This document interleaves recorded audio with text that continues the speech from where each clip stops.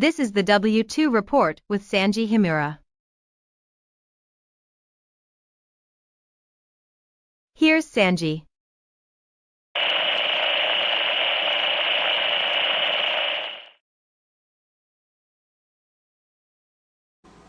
Hello everyone and welcome to another exciting episode of the W2 Report. I am your host Sanji Himura. Today, we take a look at the illegal immigration simulator game known as Take Us North. But before we do, let us go over the ground rules with Lord Crocker Squirrel as always. Rule 1, read up the deck. Rule 2, if you have questions, please refer to rule number 1. Our third man in the ring, Mr. Lin, apparently has a holdup at the bridge over at South and Main. But we will get back with him in a couple of minutes. But first, we have a situation involving a game called Take Us North, which we will now, which 8 months ago on December 12th, 2024, was uploaded to YouTube on the Anima Interactive YouTube account. Now, what's odd about this video, well, we'll just let the stats take a look for themselves. Now, as of recording this video, it has 2,328 likes versus 3,052 dislikes. And how can a video that racked up 24,000 views in over 8 months still have only 95 subscribers? That is a very good question. You want my opinion? Yes. These people's were, all of those views, probably hate watchers. Trying to do the same thing that Asmongold did. Yeah, I know. But well, before a good number of those are probably hate watchers. People yeah, that have little bitty teeny tiny axes they want to grind. Yeah, honestly, they do. Honestly, the vast majority of them are hate watchers. But before we do, let's take a look at the trailer for ourselves and judge by its quality.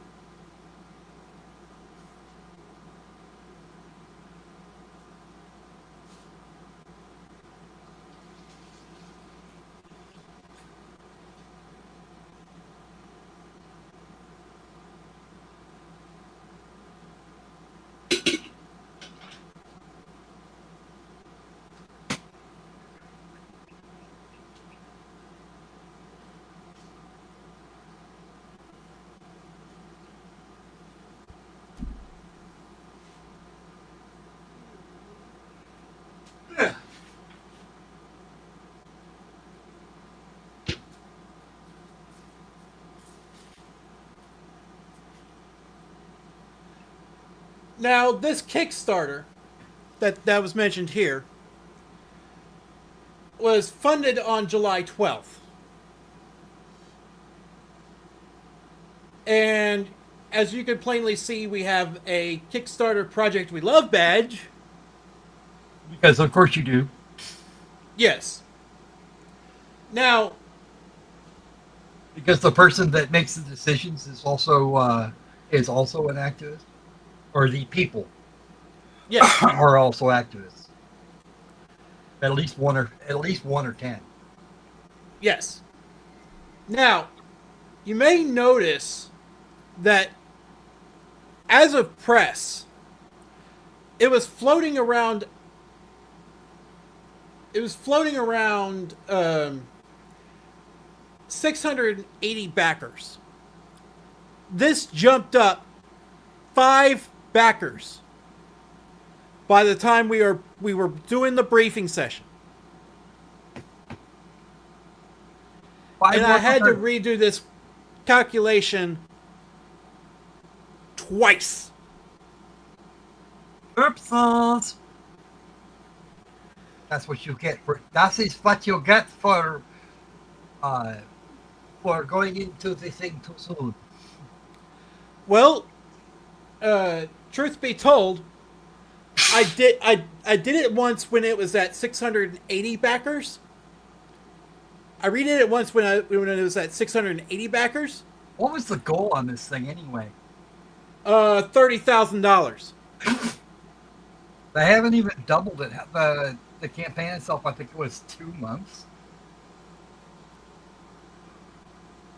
Well, they uploaded this video. They uploaded the trailer on December 12th, 2024. Okay. Announcing the Kickstarter. Right. That's just the announcement. It's just the announcement. When did it go live? And when is its expiration date? I don't know. Let's find out. Because you said it was fully funded by the 12th of July. And the 12th of August is coming. Yes. Truth be told, I don't know. Let me check the updates.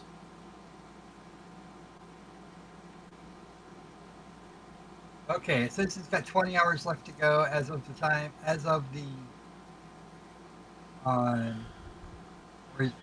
Project launched on June 12th, 2025.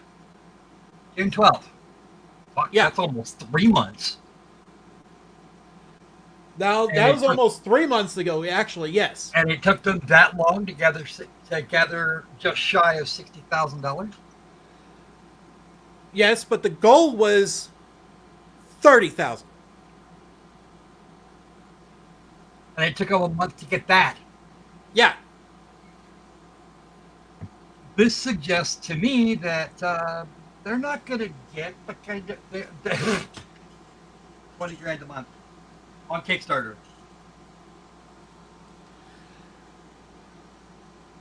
Well, let's take a look at how the backers went, because Archcast really did God's work in figuring some shit out. I'm just taking it a step further. Now there were 30. Now as of when we went to press, which was at 684 backers,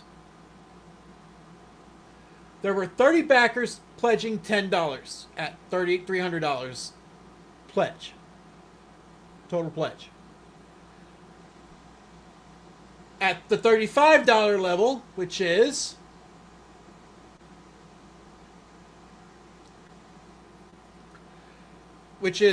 a full release of the game and high resolution digital wallpapers. So they're going to charge $30 for the privilege of lecturing you. Well, you know, they're trying to humanize people and look at where the countries they come from. But you know what's weird about this game? They go from positions of relative affluence in their own countries to abject poverty here. How is here that much better? How is here that much better? I must know. Well, let's tell the truth here. You're not playing as the illegal migrants. You're not playing as the U.S. law enforcement. You're playing as the fucking coyote who brings them here. Okay, that's bullshit. And this So game I did to have be a so demo. we have to be the ultimate bad guy in this thing. Yes. There was a demo made for this game. They're not gonna put it out now. Obviously not, since they scrubbed every little social media bits that there is. But we're getting ahead of ourselves here. I have a question, Yes. and I'm going to answer my own question. Thank you very much.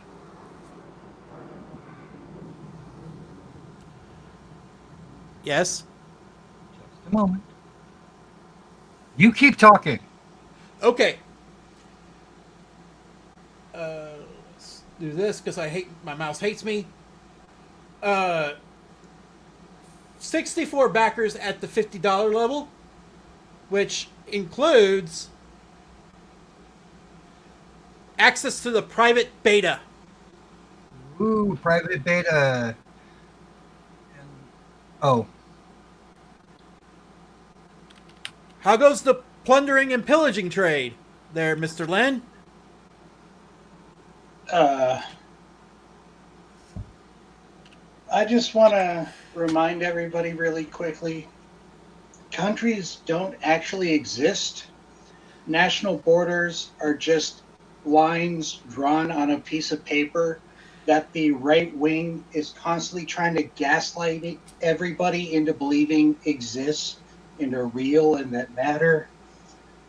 Now that I've said that, I'd like to thank you all for coming to my TED Talk on why Ukraine is the actual aggressor. well, Rip to be honest, monetization. they, according to multiple sources, the Ukrainians were in the process of executing ethnic Russians in the Donbass. Yes. And that's How do. and that is what Boris is working from.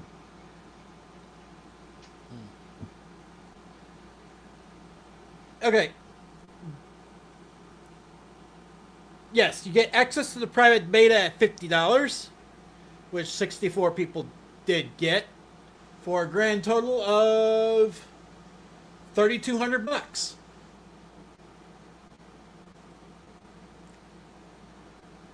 Was that the number as of like 5 minutes ago? Yes.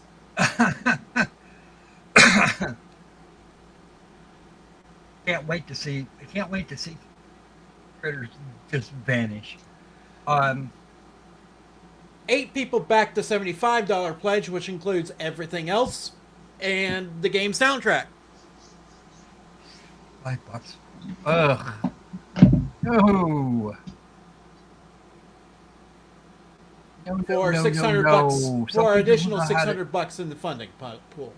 Well, somebody doesn't know how to run a Kickstarter, clearly. No, they don't. But at that point, by the time you get to $75, you might want to consider the idea of, I don't know, printing some CDs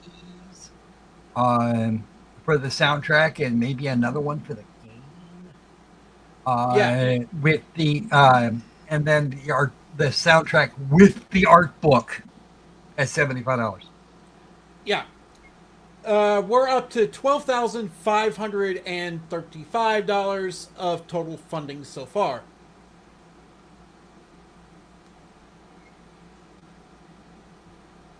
$34 people pledged $100, which gives me a quilt made with love from the illegal migrants who crossed our border.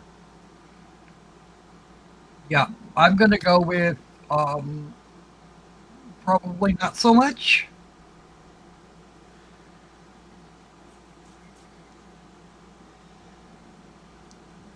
Again, we jump from you get the soundtrack to quilt. Yeah. That's a big jump for $25.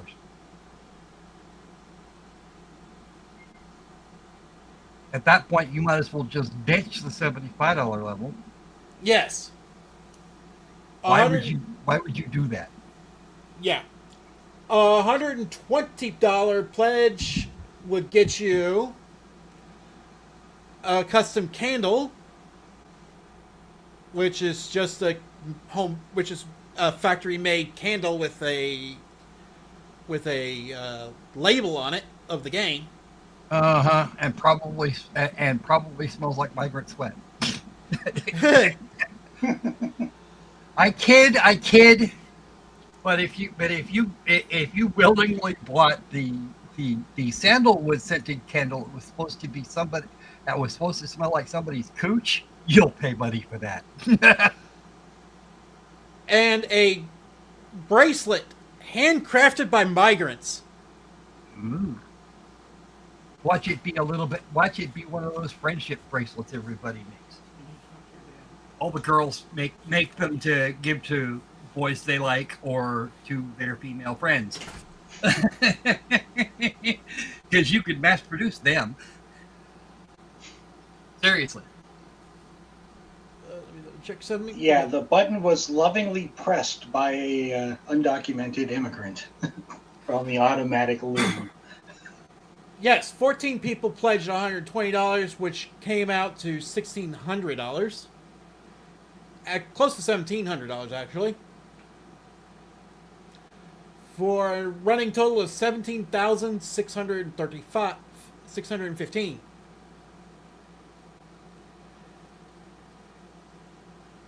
8 people pledged $200 for everything above, plus a virtual Q&A with the dev team.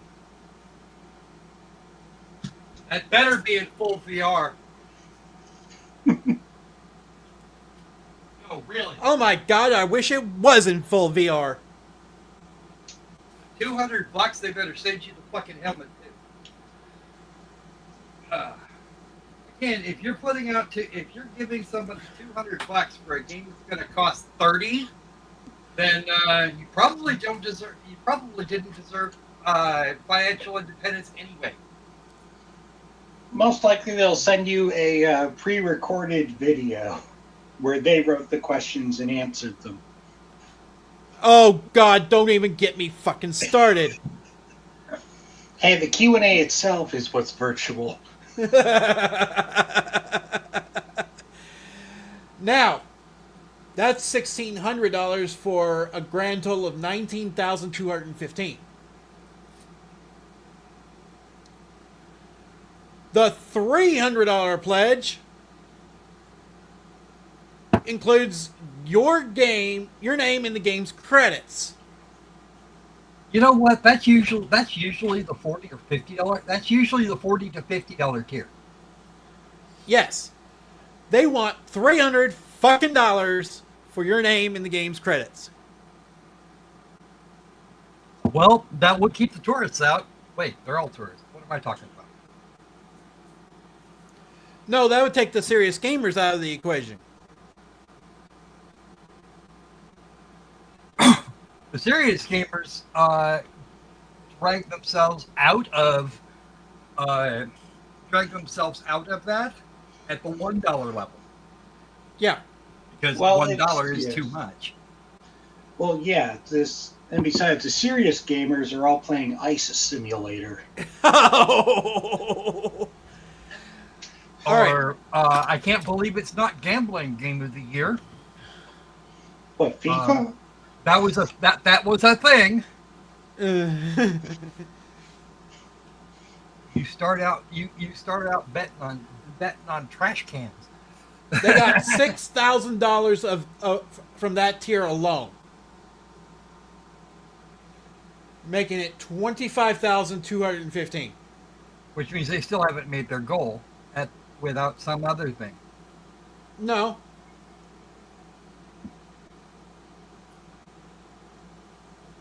One of the things you have to realize is that anybody can simply donate without a reward, and those numbers aren't tracked. No. but we can average them and provide a reasonable number of how much they pledged, which is what we'll cover up, what we'll cover after the tiers. 5 people pledged $500 for a personalized thank you message and an opportunity to contribute an Easter egg for the game.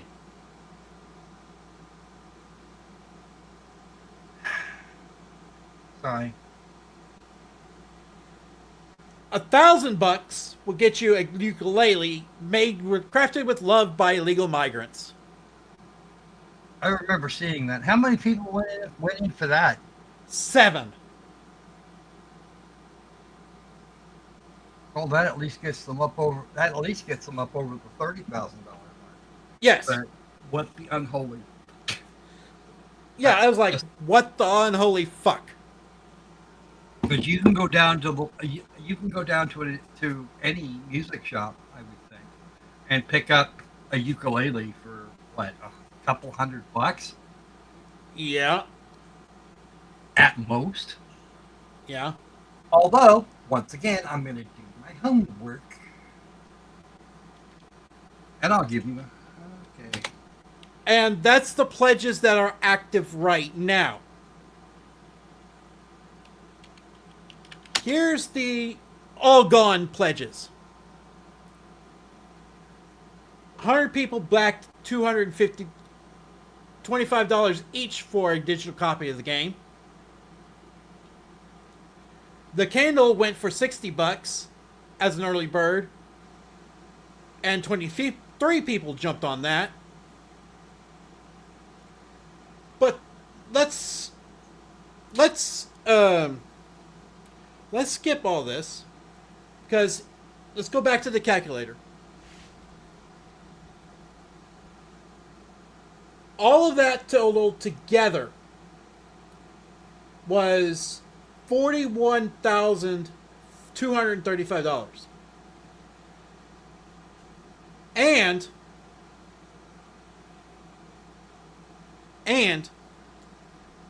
what's even worse is the North Star pack at $5,000.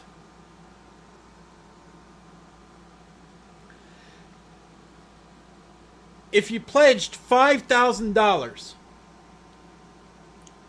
you get a special invitation to a research trip to visit a migrant shelter. Uh-huh. Sure.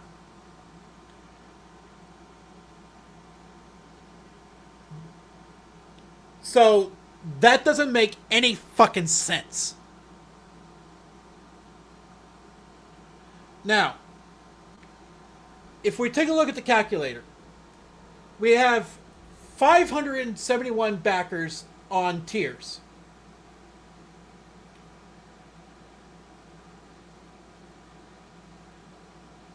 Which means that 114 people, as of press, this afternoon, at 5 minutes till 3, Central Time. pledged at least $17,967. That averaged to $157.61 per person.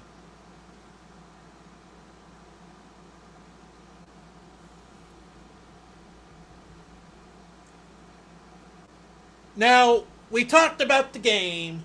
Let's talk about the person. Okay, can I stop you for just a second on the whole ukulele price? Yes. To get a starter ukulele, you're looking at about $50. There are some that are going to be way more expensive. You know, the high class, the super high class goes for $10,000, and this is Guitar Center, so I figured they're about the average. Yeah. But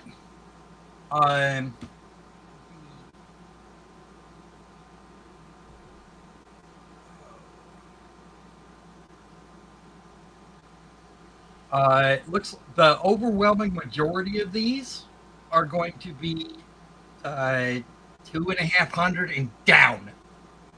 Yeah.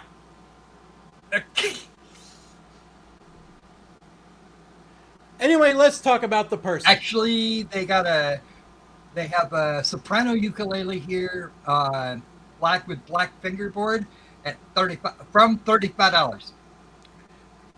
Good God. They're trying to rip people off. Well, you know, shipping for one of those is like $5,000. So hey, and you have to, you got for that you have to. What was the tier for that? $1,000. $1,000. That is honestly way more than your way more than your average ukulele is actually worth. Yeah. What's even worse is the $600 tip pledge. Also features a ukulele. And 3 people backed it there. Oh, was that the early bird? That was the early bird ukulele. Yes. Yeah, that would be 40% off the asking price. That's pretty good. Yeah. But that, okay, I don't get it. How for they do this? Why for they do? Well, we talked about the person. Well, we talked about the game. Let's talk about the person. Carla Reyes. Yes. Now, Miss Reyes has a somewhat of a troubled history in the games industry. She worked for Squeenix for like not long. 1 year, 6 months. Okay, if Squeenix was sick of her by a year and a half, and she worked on one mobile game, something is wrong. Yes, and she also co-founded the Racial Ethnic Diversity Program at Square Enix. That's actually a completely different issue. Of course it is. After she left Square Enix, she went to Niantic for 1 year and 11 months. Almost 2 years. Congratulations. Where she worked on another mobile game called NBA All World. I probably don't want to try that, but again, your mileage may vary. After she left there, she was a board member for Wings Interactive. And they are a known activist group. Yes, with ties to Sweet Baby Inc. Because one of the fucking board members happens to be Kim Belair.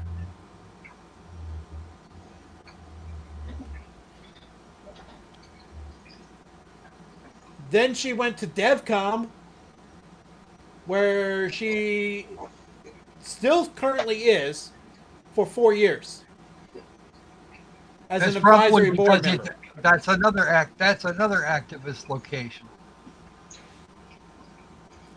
Then she went to the Los Angeles City College, where she's also an advisory board member.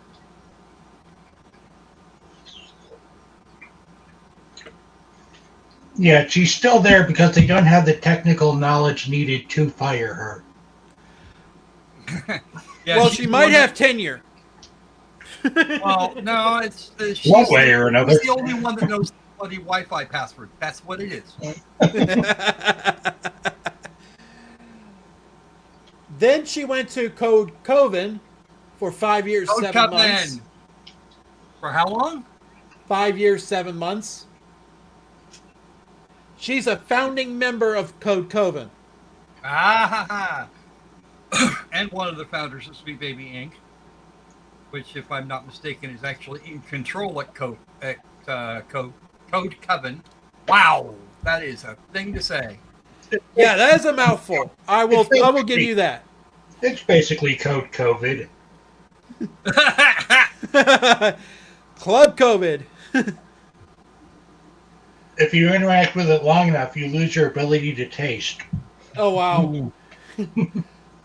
And then in April 2023, she founded Anima Interactive, where we are today. Again, under the auspices of Sweet Baby Inc. Yes. They're quote unquote partners. Now, But I can't imagine Kim Belair hiring somebody that owns a company that she doesn't. she doesn't like. Men need not apply. Yeah, that's actually a thing too. Now, Although, I will say this one right now: most countries have laws against that say no, you can't do that. even in the U.S., that there's the Civil Rights Act of 1976. Yeah. Yes, there be. And they are violating it by saying, "Hey, you don't get to apply. Fuck off." Now, she did a presentation over at Gamescom, where this all blew up. Thank you, Asmongold. Yes, we appreciate Asmongold as a fellow content creator and somebody that breaks news fairly well. But that's about the end of it. Sorry, I'm interjecting my opinion in our news show. Okay. Now, there is a similar presentation made at the Games Developer Conference, Yep. which GDC. is still up, by the way. We will play this presentation for you as Kim Belair. Well, actually, That was Carla Reyes too. yes, this is Carla Reyes too, as she Uh, takes the stage. And I heard about the GDC critter by means of the honey badgers. Go watch them too. They're actually fun. I heard about this presentation through Gothic Therapy, another great channel. Now, we are going to play this presentation in full, with commentary interjected by us. Yeah, That's gonna take a while because if I remember right, this thing was what, an hour long. Well, the whole video was an hour long, but We're just doing Carla's thing. yeah, let me redo the screen share here, so that we can get the audio. I discovered the presentation Clockwork Orange style. It was not a pleasant A little bit afternoon. of the ultra violence. All right, we're taking it off as Miss Reyes takes the stage. Let's play it from here.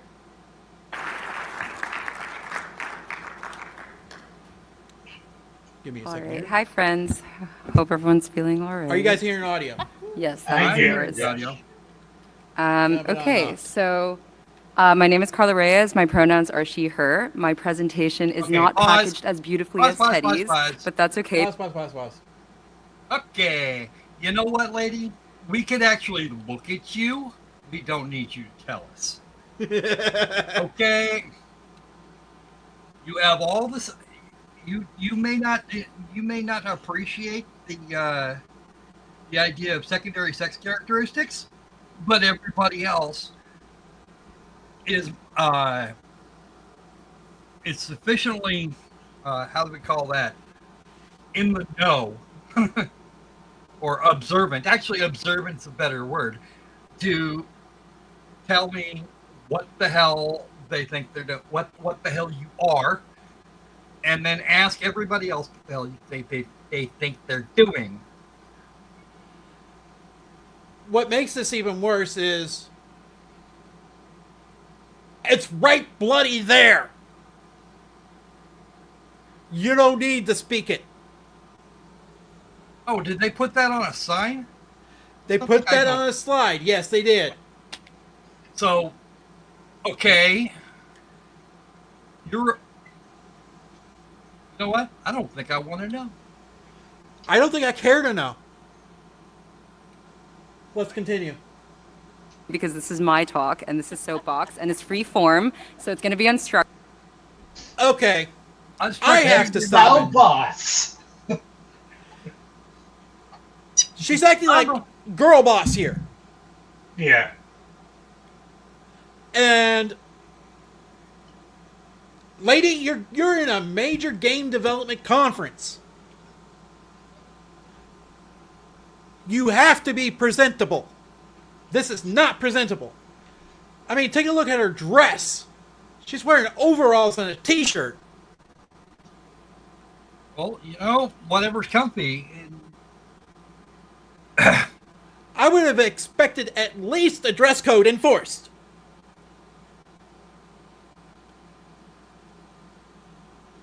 Oh well. Structured, and I'm just going to share a little bit about my learnings, and hopefully you feel seen, you feel heard, or it sparks some kind of inspiration or hope or questions or challenges, whatever it is. I have a question. What in the fuck is your presentation about? That's a really good. You see, she says it's unstructured. I say it's just not there. Right. A lazy, haphazard mess. Woot. Woot. Let's go. We're here to feel.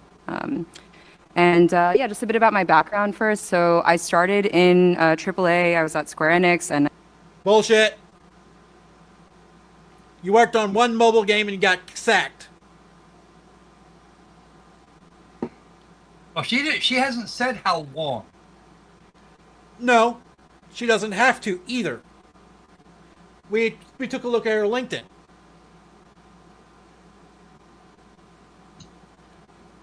Niantic as a designer. Let's go back here. She was a project manager and designer.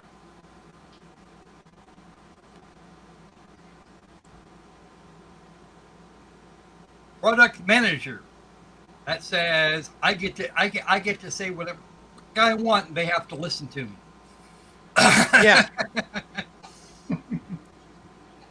Anyway, let's continue. The product isn't good enough yet. We don't have enough diversity. Fuck that. You worked on one sports game and one property from Ethos, or whatever the fuck they're called. Or Yeah. IDOS. Yeah. Here's our problem. Here is our basic, just the basic issue.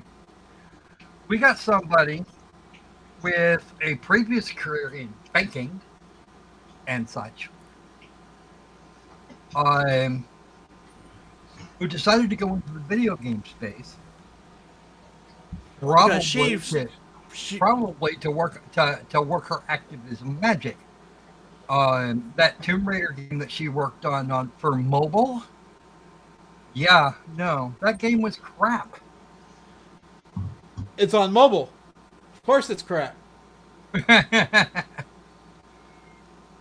Anyway, let's continue. And I always was excited about video games having the immense opportunity to drive cultural change. I believe like entertainment. Lady, that's problem number one with you. I'm also questioning her ability to, or her assertion. Her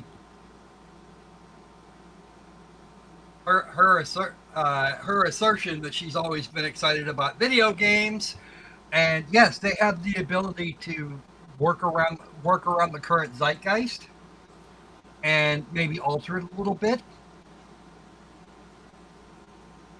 But what you're really doing is attacking the people with the monies. Yeah.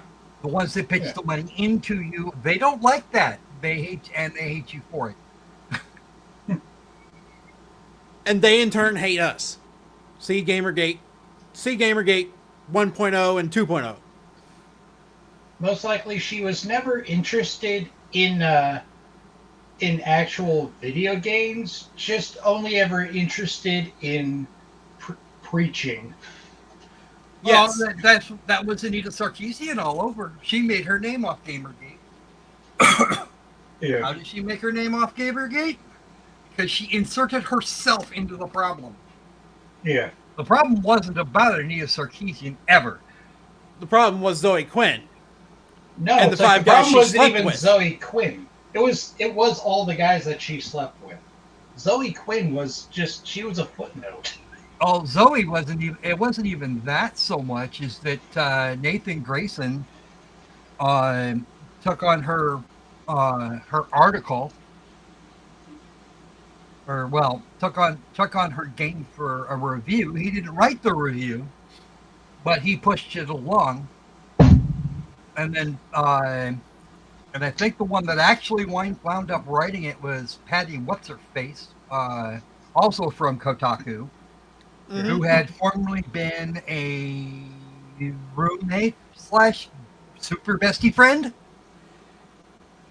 With Zoe Quinn. Yeah.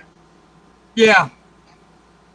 If you know what I mean. Shapes culture, and since video games are the largest entertainment medium in the world, I feel we really have this responsibility to, educate potentially or inspire, just shift hearts and minds. Stop. It's an Right entertainment there. medium. It has no responsibility to educate nor shape hearts and minds. That's On top of that, entertainment. yeah. You know what? On top of that, it's not your responsibility. Yeah. You aren't responsible for the current games industry. You are trying to modify it to suit your narrative. Fuck off.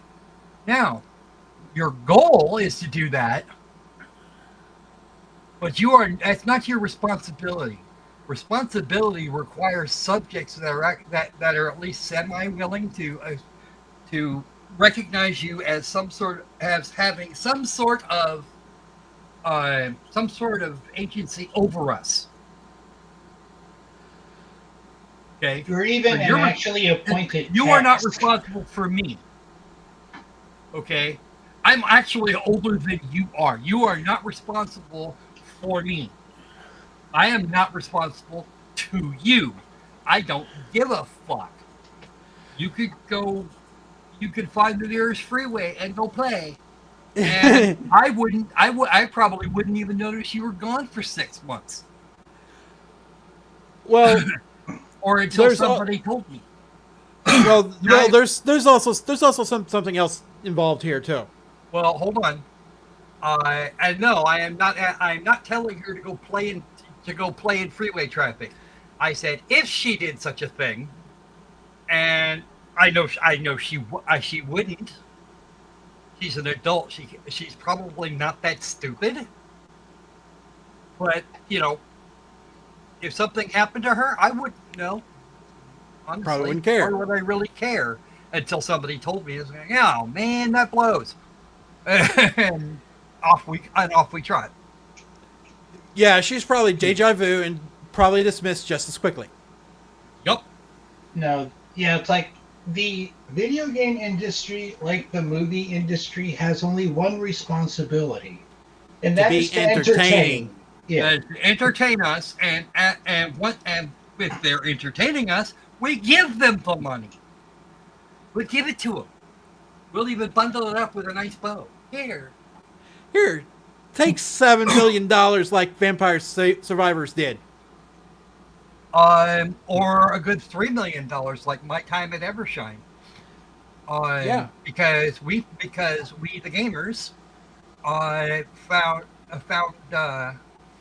My Time at Porsche and My Time at Sandrock very entertaining for Yes. a long time. They earned their dollars. This lady did not. Well, and and I'm gonna throw in another one here. How about Pal World? They made $10 million in sales the first month. Yeah. Okay, that number is higher now, especially after No Friendo decided to sue them for patent infringement. Yeah, but that's another can of worms.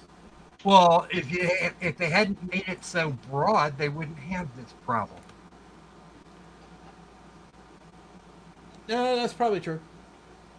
Let's And continue. then BioWare sitting on a dialogue on a dialogue tree thing that nobody else can implement it the way they did, and they're not going to have. People have found workarounds, but but they're sitting on that patent until 2036. Or no, the Nemesis system. Oh, the One Nemesis Warner system. Brothers used twice and said, "Nah, fuck this shit." Yeah. 2036 is the earliest anybody can do that. Right.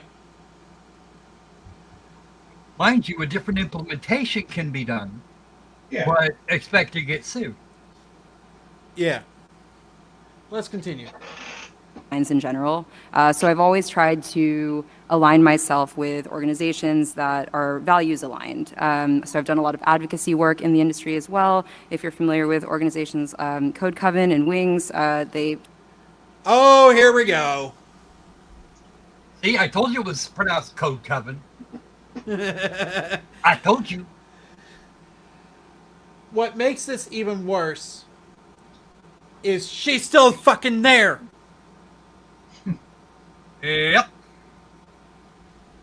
He's part of all those companies, and every one of them under the influence of Sweet Baby Inc. Yep, and Kim Belair. And who they want to sue? They want to sue in. They want to sue people from Australia. That's going to be hard. Yeah.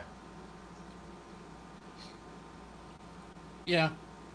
support a lot of underrepresented game developers. And I found myself encountering barriers, like many of us I'm sure have, throughout our experiences in game dev. Cite examples, lady.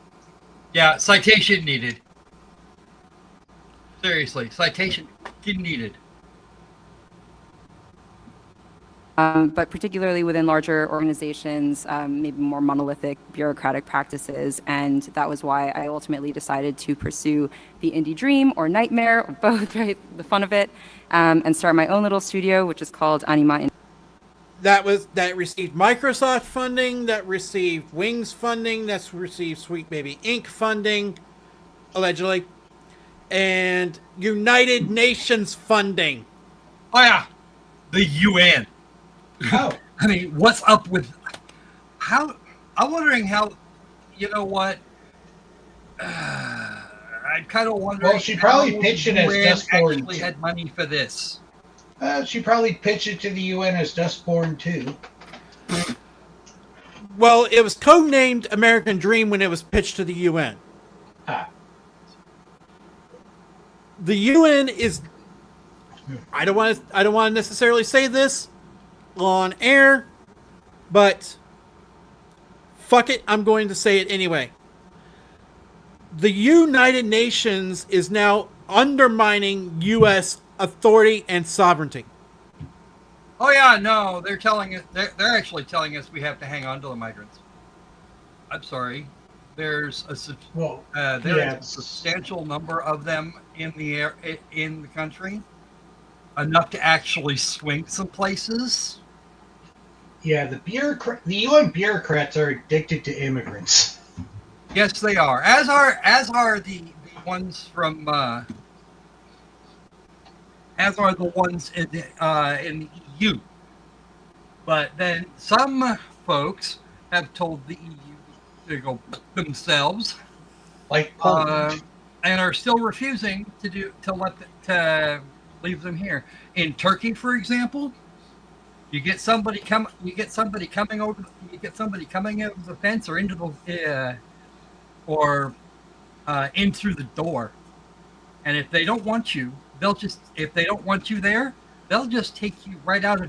They'll take you into they say, okay, come on, we're gonna get y'all set up. Okay, Set them they up go with into the building, and the migrant comes out the other side, back in the country they came from. I was going to say something worse, but good thing you cut me off. No, there's loads more than that. Yeah, Poland Poland just refused to take them. Period. No, Poland has something similar. They have their wall like about half a mile into their own country, so it's like they're not getting past the wall, but they haven't been officially kicked out of the country yet. Uh-huh. Let's continue. Interactive, and we focus on socially conscious storytelling. I'm going to take a moment to shamelessly plug our project because, again, this is my talk. And I think, I'm not a marketeer. And truthfully, I think a lot of indie devs don't take that much time to externalize their work that much. I've observed that a lot. Lady, you're connected to Visa and the UN. What the fuck do you as mean well as by FBI, because Kim Belair is actually in the audience. Oh, really? Yup. Huh. This was confirmed. Well, we got it. Send me a screenshot of Kim Belair in the audience, if you don't mind. I don't have one. I do not have one handy, but you can see the back of her head in this. All right. Okay. And so I do want to take a moment to talk about this project. We are currently developing a game that is about the journey of migrants and asylum seekers on their way to cross the U.S. Lady? No, you're not. You're developing a game that you're playing as a coyote, getting people from point A to point B illegally. I know, right? Yeah. Why would we want to be the coyote getting them across the border? Because I guarantee you that we don't get to act like most coyote, because we can't just slap the female ones around and like do them repeatedly. Yeah. Because that's something that actually fucking happens. Either on the way or right before they cross the border. And some coyotes, in fact, a large number of them, I hear, will gather women up and take money from some idiot on the other end to load them up into a truck and take them to quote unquote brothels.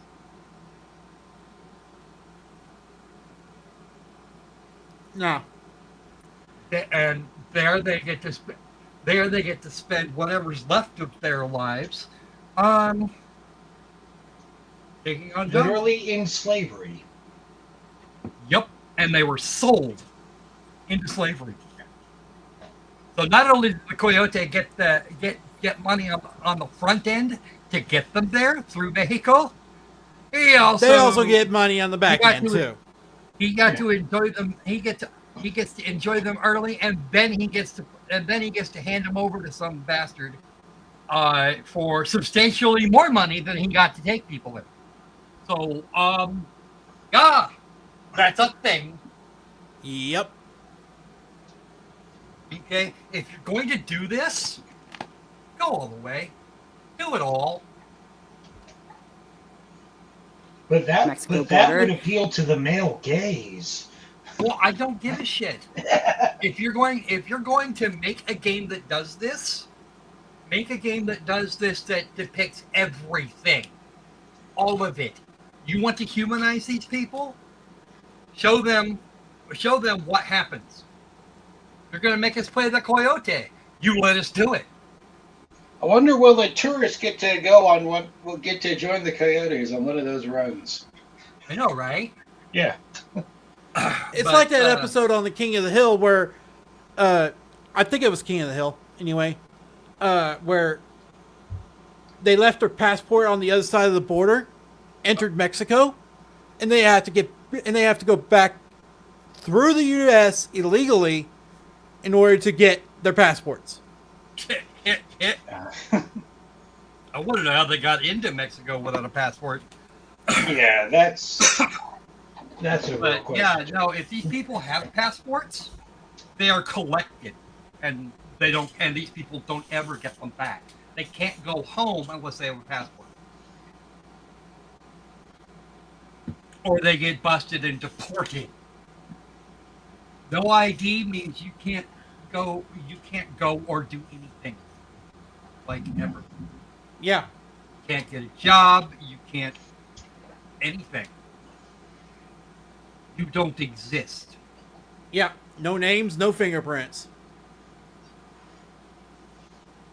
Actually, they still have fingerprints. They can be identified that way. That's still not a freaking passport or an ID card. Nope.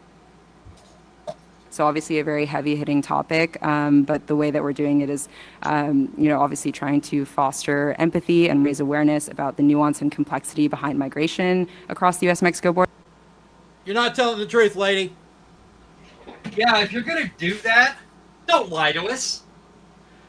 And don't gaslight us either. And you're doing both. Actually, one requires the other. That's not the point. It's you too. People do it right. No, it's you too who are lacking empathy for the brave, compassionate coyotes. These people are criminals on both sides of the border. Those coyotes. It's not legal to do that shit in Mexico or in Guatemala, Panama, anywhere like that. What I find hilarious is that you've got people that are they're flying in from Africa to land in Mexico to be crossed over illegally, and then paying a coyote to take them to bring them up here. That just defeats the purpose. Yeah, I know. Our southern border has been a sieve for way too fucking long. Yeah. Northern border is not that much better, but on the other hand, though, at least Canada has a freaking understanding to deport people. Well, no, it's actually better than that because their culture up there is actually reasonably similar to ours. You can interconnect. Yeah. Which makes your ability to assimilate that much better. Yeah. Oh boy, here we go. It's something that's deeply personal to myself and many of our team members, and this can be a whole other talk in itself. But I don't want to be mean. Is Reyes an anchor baby? I start to wonder, but no, you're sitting up here talking about this thing, and now you've decided it's a whole nother. That could be a whole nother talk. So what is this one about? I have questions. No, there's an equally good chance she's a Harvard lady. Because it takes a Ivy League to be that full of your own opinions, or the opinions that have been handed to you. Yeah. Heck, even my cousin who did go to college was handed a bunch of opinions and never really recovered. No. You know what we actually do? Since birthright citizenship is still a thing until somebody can get around to making it not.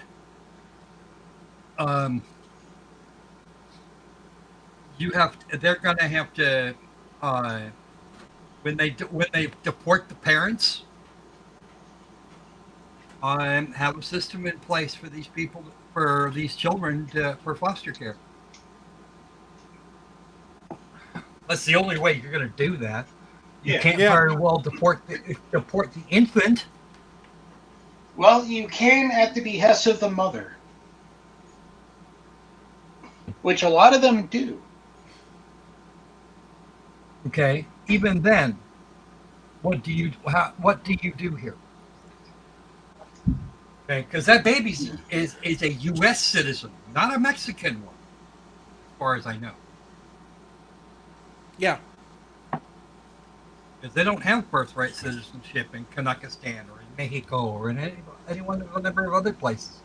Yeah. If you want citizenship, you have to be one of your parents has to be from that country. Yeah. That's where the dual citizenship thing comes in.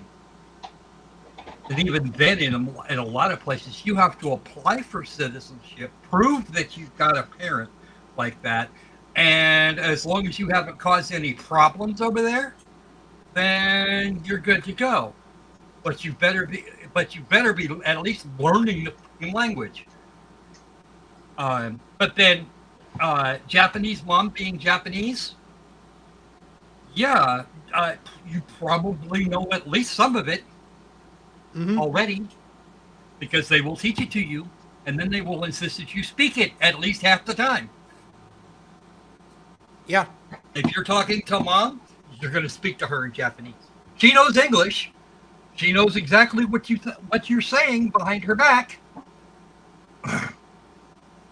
But yeah, no. You will learn the language, at least enough to be able to. Well, you'll have to learn the language because she's going to use you in her later years, as you grow up, she's going to use you to translate for her. Yeah. Which is another, which whether she speaks English or not, she's gonna play ignorant because she wants you to practice.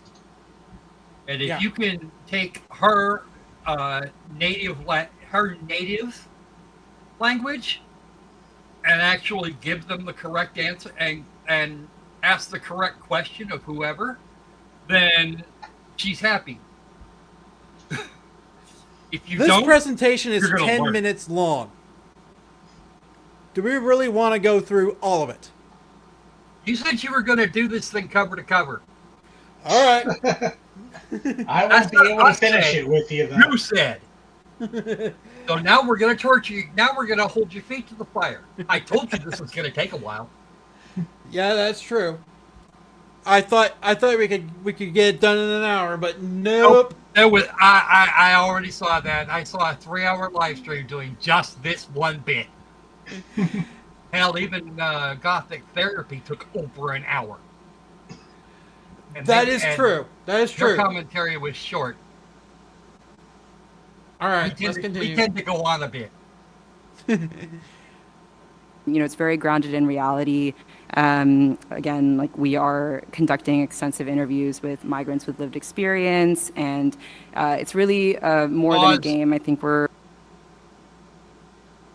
those two words together, lived experience. Well, of course if they have experience, they had to have lived through it. It's redundant, and you could simply say experience, and everybody knows what you're talking about. Oh, look. Yes, but I lived experience as a black person. No, you are simply a black person, and you've experienced things in your life that you don't appreciate. Okay, that's buzzword bit. That's bitch buzzwords, and you need to stop mangling the English language, just to try and make the word live an adjective. Not cool. No, it shows you are not a native, lady.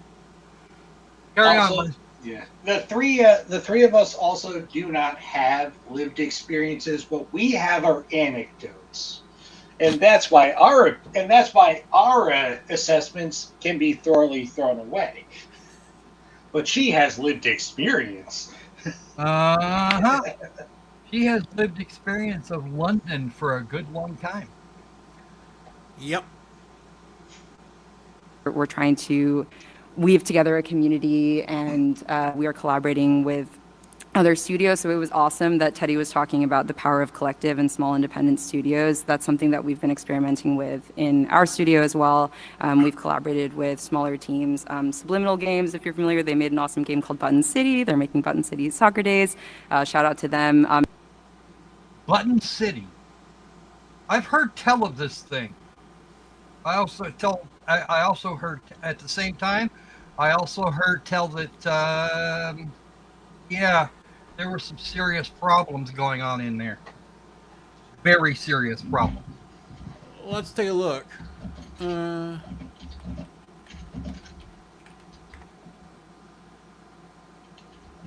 Oh. Button City is a colorful, low-poly narrative adventure game about friendship and community. Yeah, I heard it was a preachy pile of shit. Yeah. Yeah, we can chuck it up as preachy pile of shit and dismiss it just as quickly. Well, no, you want to know what? If somebody sends me a copy of this, how much is it? 1 second here. And where to obtain it? Button City is currently $20 on Steam. So if somebody sends me a copy of that game, I'll play it. They won't like it, but I'll play it. Unfortunately, I need to head out now. Okay, you have fun. Don't hurt yourself. You know how the rules work, right? Yeah. Don't hurt yourself dying without pillaging. written authorization. Okay. Don't pillage. Go pillage. Now that it's just the two of us, we can make it if we try. Just the two of us. You and I. Or me and I. Yeah, there you go. Shout out to the great George Washington Jr.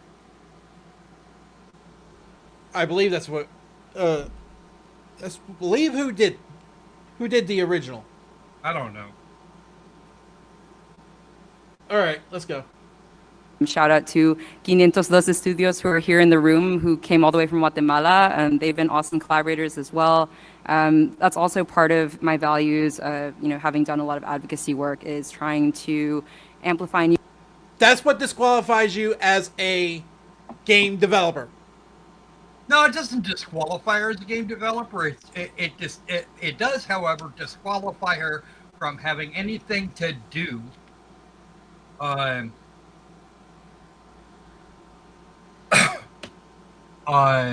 It disqualifies her to have anything to do with my money. She's not entitled to our money anyway. Well, some people seem to think that they are. Oh, Okay? 684 Ubisoft thinks people. they're entitled to great amounts of our money. They're not getting it. No. We have the power to say no, and we don't have to take your slop. Why do you want to take their slop? That just sounds like a bad idea to begin with. Right. But yeah, no, I will be more than happy to tell people what I think about it if somebody sends it to me. I don't have that kind of budget. Let's continue. New voices, empower game developers in countries where there aren't, as many opportunities or access to industry infrastructure, and just see how we can all uplift each other. I know community is a big through line here, so you'll hear me talk about it more. So values-driven development. Whatever your values are, whether it's mental health, equitable pay, diverse hiring, this is something that I've realized is both empowering and exhausting, right? To constantly adhere to them, and you have to question yourself and challenge. So as an example, I just mentioned that I value mentoring and training maybe less experienced developers from underrepresented backgrounds. Lady, you're not worthy to talk out of a tin can.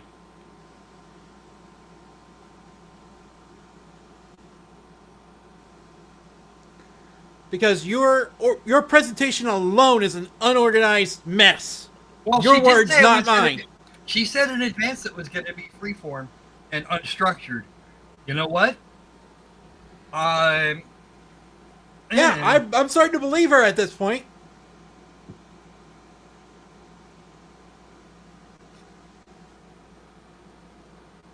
That can be very costly and challenging at times, but it's also very rewarding. And so it means that I have to sometimes accept imperfection as well. Just like this talk. I don't know how many of you are familiar with the Japanese kind of philosophy of wabi-sabi, but there's beauty in imperfection, and it's okay to be messy. Oh my god, lady! Shut the hell up! STFU. And I think that's something that we as indies can do. We can experiment, we can explore, and I want to lean into that. Okay, so the burnout cycle. This is something that I think all of us perhaps might have experienced at one time or another. Can I say something here? I know you want to say something. Go ahead. Okay, first off, okay, you're not starting in a good place over here. No idea what I'm doing. That makes you incompetent. You are waking incompetent, and apparently competent only when sleeping, which suggests to me that you are competent at sleeping and nothing else. Okay. Disgruntled with the water jet. Yeah, meh. Yeah, that's supposedly you being competent while you're unconscious. Psyduck, on the other hand, is getting a headache, and the same headache that you are causing everyone else. Because you, again, are failing. Yep. And the Squirtle crying. And that Squirtle down below, it's crying because it can't figure itself out. It's having issues, too many issues, trying to learn water jet. And yeah, it's crying. It's not. It's not just. That's not necessarily frustration. That's being very upset with itself. There's a difference between these two things. And then we go back to you being utterly incompetent again. You are only competent at the top of your loop, and then you're asleep, or excuse me, unconscious. Mm-hmm. I feel bad for I feel bad, really bad for no friendo at this point. For Squirtle, Psyduck, and I'm not sure if that's a Clefairy. No, that's the original one. That's the Clefairy. Huh? That's Clefairy. Oh well. Let's continue. Or is that no. I forget what they're called. This is game development. Yeah, there's this I go from conscious incompetence to unconscious competence. I don't know. What did I say? You called it. I've seen it before.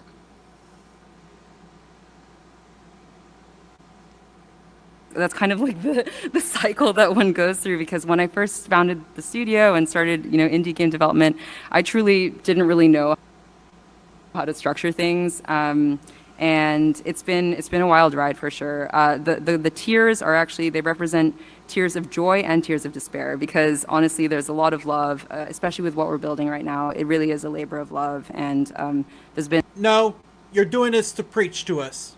Yes. And I don't want to be preached to. You're doing too much preaching already. Get but to of the course, point that's of the just my presentation, opinion. lady. I could be wrong. Get to the point of the presentation already, lady. Yeah, we don't know what that is. That's What true. are you talking about? I don't know, and I don't think you do either. A lot of passion and emotion, and I think with burnout, it can be through choice or circumstance, right? I think because we're so passion fueled, we can invest all of our time and energy in the project, in what we're building. And then there's the circumstance, which is we are burning ourselves out due to the need to survive, right? And the money and the lack thereof. And it's seemingly Hold it. Lady, I don't think you have to fucking worry about money. given your connections. No. She's already being paid more than enough.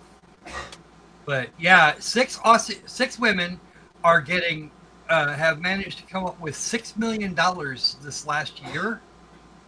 Or I think those were their 2023 numbers.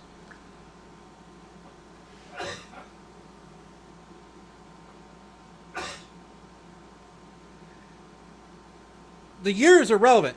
The problem is $6 million that these 6 women don't need to have.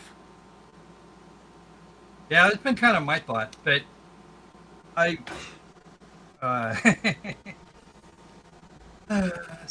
Sigh. Let's go. It's inevitable, and I'm sure this is a common through line as well, but we really need to take care of ourselves, support each other. I'm reinforcing Teddy's point about community. Lacey also mentioned community, and I think that I'm a solo founder, and it's been really... Where men need not apply. Yes. That's a thing, lady. And that shit is still illegal. Instrumental to have mentors and advisors, and I've been very shameless about asking people for support, and I think that's okay because I think paying back and paying forward is important, and I will try to do the same, right? You are not alone. Okay, lady, what is your fucking qualifications of being a game developer?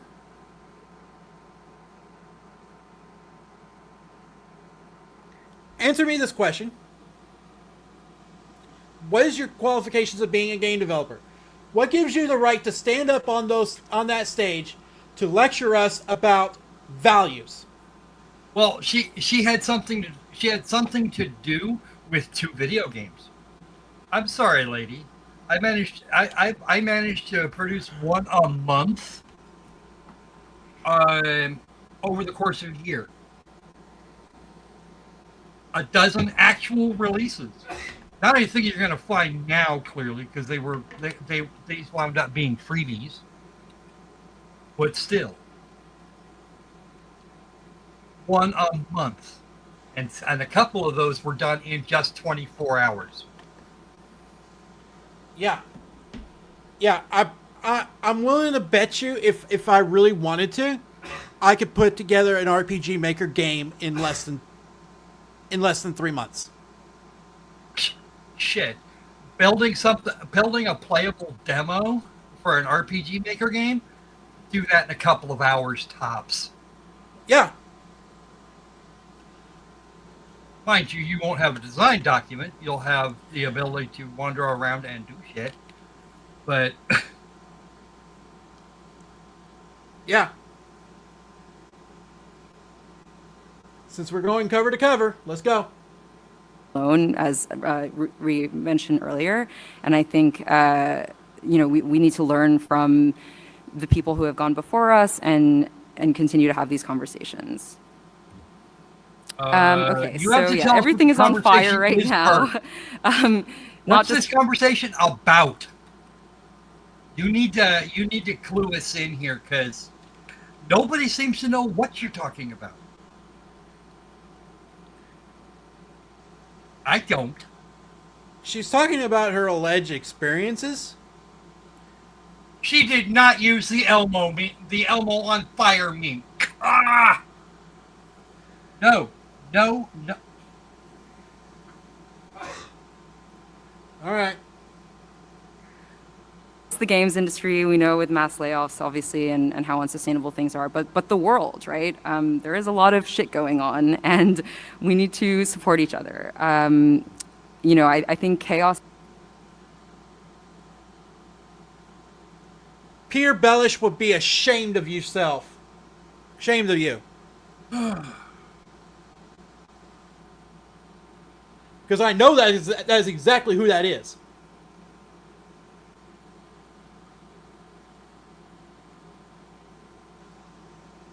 This is a ladder, and so it's really an opportune time for we as indies to explore what challenge the status quo and ask ourselves can we do? Lady, how about you make a fun video game first?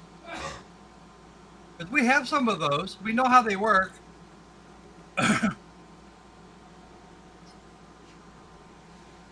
do to start a new movement within game development? What are the different models or structures that we can consider, right? So, these are great that Lisi and Teddy have already mentioned these.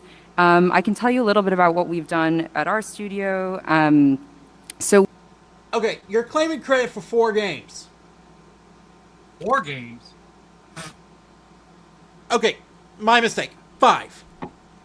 Okay, mind you, she was a product manager on at least some of those, which means she wasn't in the trenches with the coders and the artists and shit. She needs to be there. We're gonna play 3 of these games right in a couple of minutes. You have Crossing Lines, Al Zudon, Maybe We Saved the World, and Waves of Juju.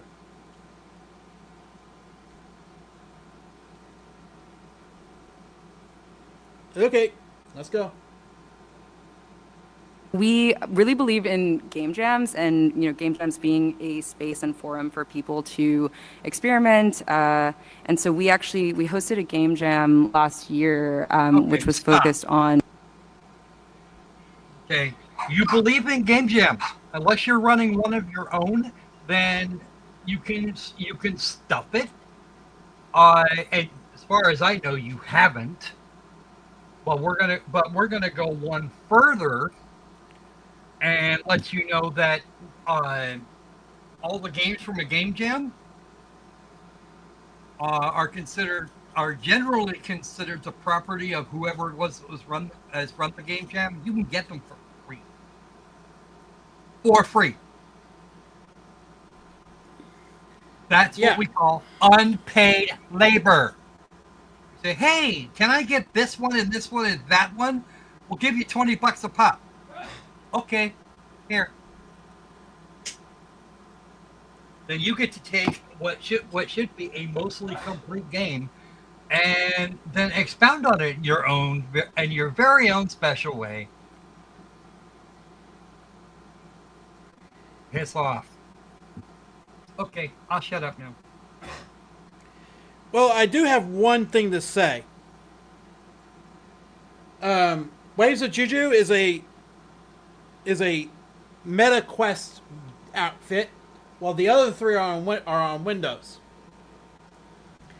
I actually have all 3 of those games. We're gonna play them for you on this live stream. Not till after she's done talking, apparently. After she's done talking, yes.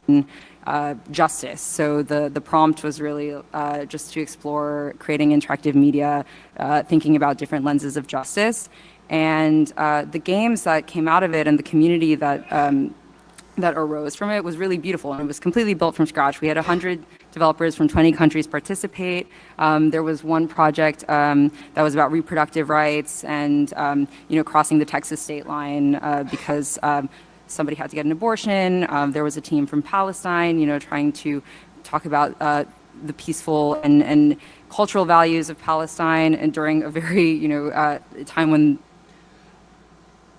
Our own opinions on Palestine aside,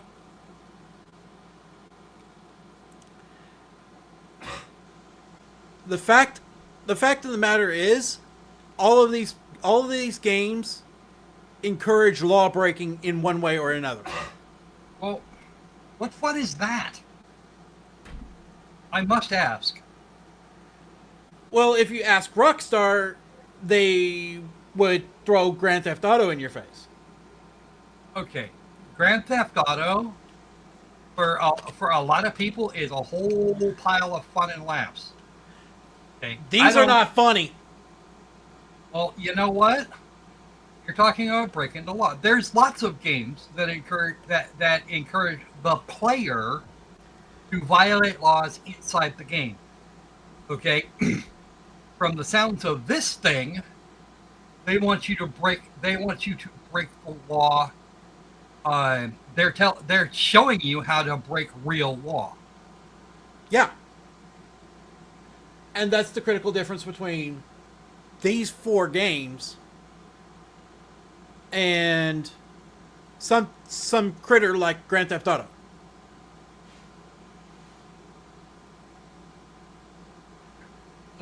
let's continue. This like geopolitical topic was very relevant. I think this is kind of a manifestation of what indie development can be, and another thing that I think is important. Indie development is not meant to be a soapbox. It can have messages, yes, but it's not meant to be a fucking soapbox. And is that because video games are the largest entertainment medium in the world, there are a lot of eyes on games, right? Outside of traditional games investors. And I think we should try to explore and think outside the box. So as an example, I've encountered a lot of organizations within the broader film and television space that are now wanting to invest in games. In our case, because we're more impact-oriented nonprofits and different foundations, but there are alternatives. I got money from the UN. Sources for funding that we should be exploring. And there's a lot to be said about potentially investing in game jam prototypes too, right? This is a great way to just experiment and rapid prototype. And one of the sponsors of this game jam actually ended up investing in further developing one of the prototypes that came out of the jam. So it's just one of... What did I say? Yeah.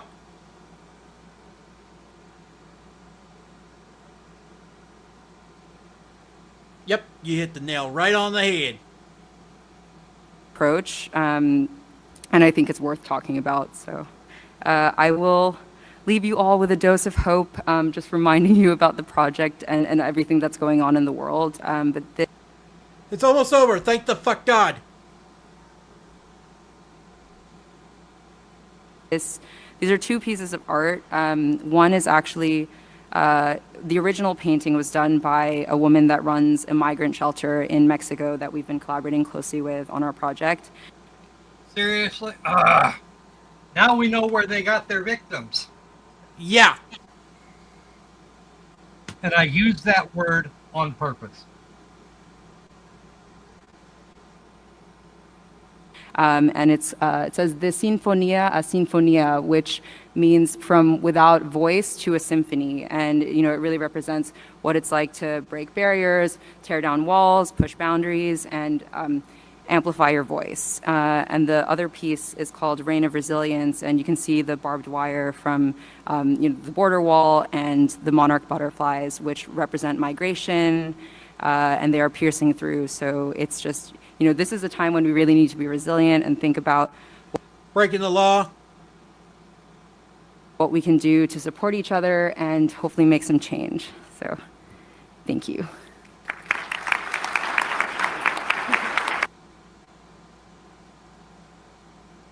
Okay, video's over. Thank God.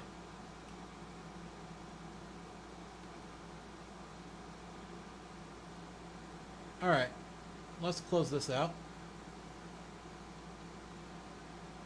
Now, let's go over the 4 games that Miss Reyes referred to in the Game Jam.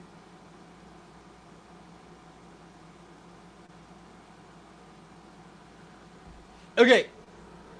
Our first abomination is a lecture on global warming called Maybe We Save the World.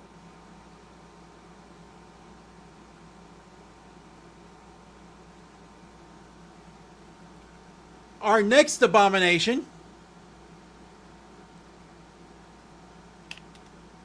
is called Waves of Jeju, which is only for Oculus Quest. Meta Quest. Meta Quest. And there is no known way to get it on Windows.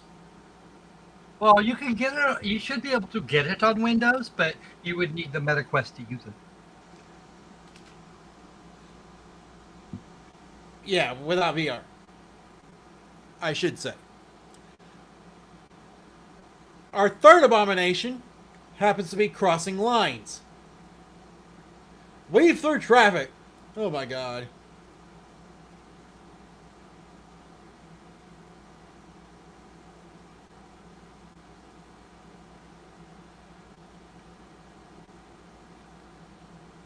Is this like Desert Bus in a sense? What? I'm looking at the second screenshot here.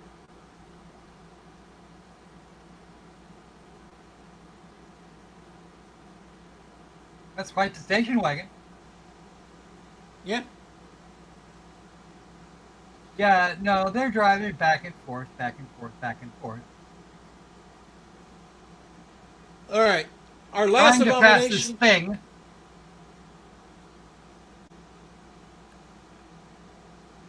Our last abomination happens to be al Zuton.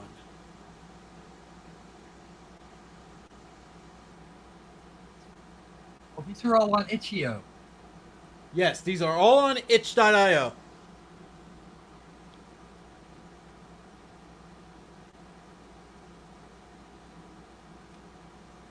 Oh, look. Just Play Game Jam for Justice. Best integration of theme. Oh, really? Yeah. This is what won the Game Jam.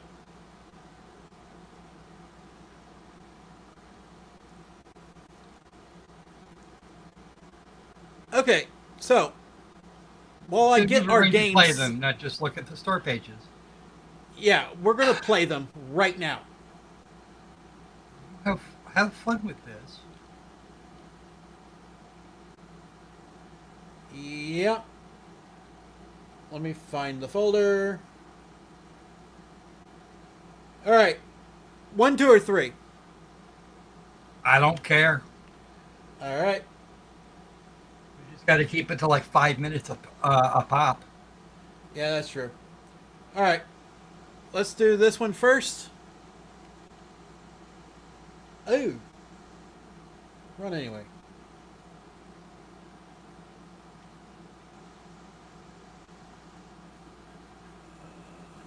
Window, you.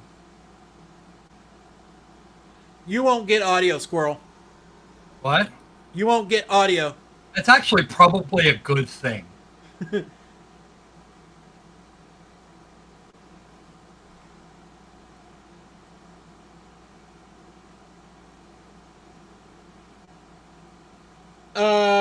Question. Answer. Let's see if they match. They might. We don't know yet, though.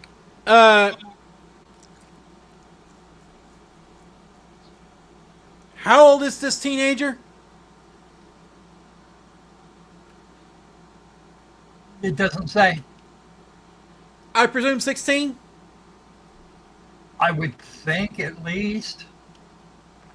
16, 17? Well, if mommy and daddy could afford to send the older one to college, it stands to reason that they could do the same with the younger one. So I'm guessing she's still in high school. Ladies and gentlemen, this game also encourages rape. Does it real? Are you sure about that? Depending on the age of the boy.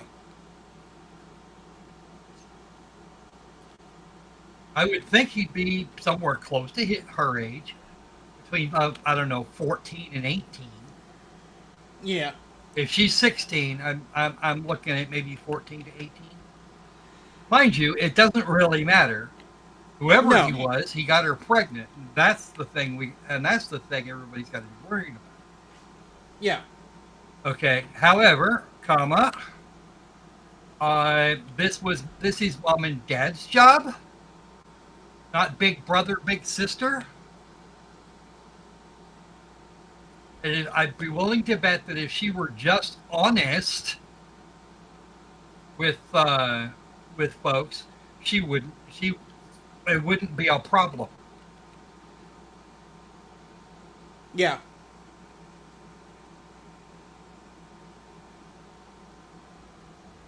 You're able to help her get an appointment for tomorrow. Okay, so you have less than 24 hours to do a thing.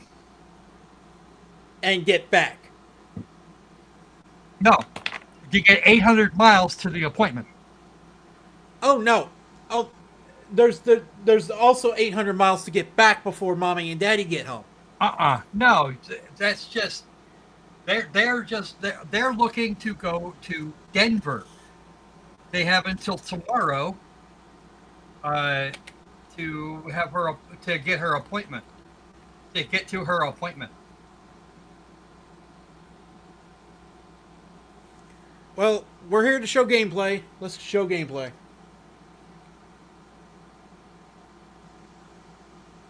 And the lines they're talking about crossing are state lines. Oh God! Because A it's mobile their clip. state.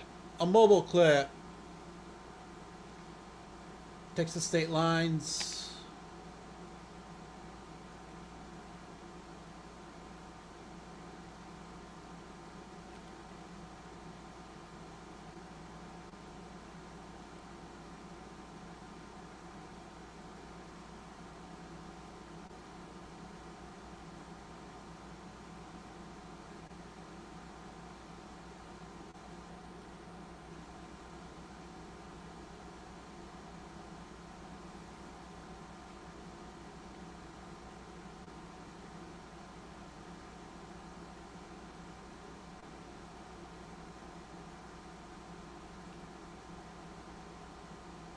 All right, I'm bored. Already? Yep. Okay, part down. One down, two to go. Yeah, all you gotta do is try and pass. All you have to do in that game is pass people. Safely. Pass people until you can get there. But if you go with the speed limit, like a good person, You won't make it. you won't make it.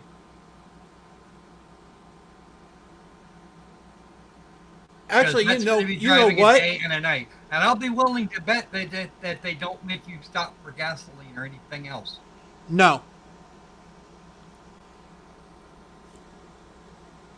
You know what? I am so much of having a headache right now. I probably don't want to cover the other two. Well, you know what? We'll figure out. We'll get it figured out. You can play them later maybe, and then you can talk about them on my live stream on Saturday. That is fair. That is a fair assessment. All right. I think I want to end this right now because according to that Park Place, Anima Interactive is now dead and gone Ooh, special. because they deleted all of their social media accounts after Asmongold blew it up. Oh, but they're threatening me. I don't want to. Okay, whatever.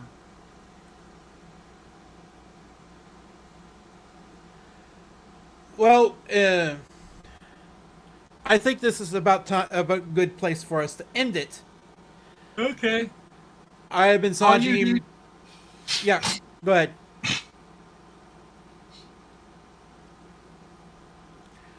Anyway, I have been Sanji Himura. Thank you for watching the W2 Report. Join us Thursday for our News of the Week segments.